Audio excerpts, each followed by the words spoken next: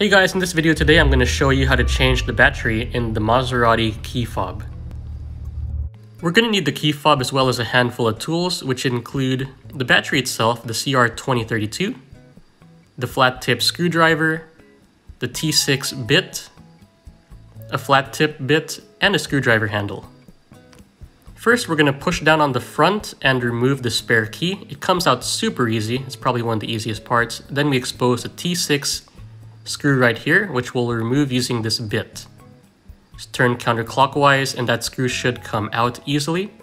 Then we'll remove the metal plates on either side just by pulling from the bottom outward, like so.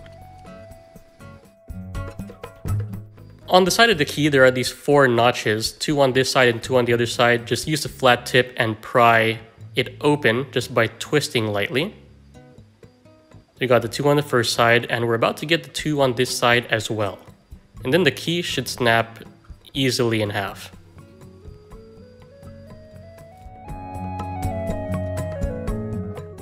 Down here we have this T6 screw. We're just going to take our bit, turn it counterclockwise, and that should come out. The circuit board will also come out as well, super easily, just like this. And that exposes our CR2032 battery right here. Just going to take this flat tip screwdriver, then pry it out. And yes, it does say CR2032 on the case itself. Then we slide the new battery in with the plus side down. Now we're just going to put it all back together. Put the circuit board back in its place. Screw that T6 screw in clockwise.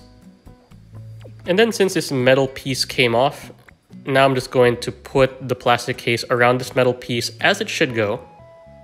Then once it's all lined up, just going to snap it back into place on both sides.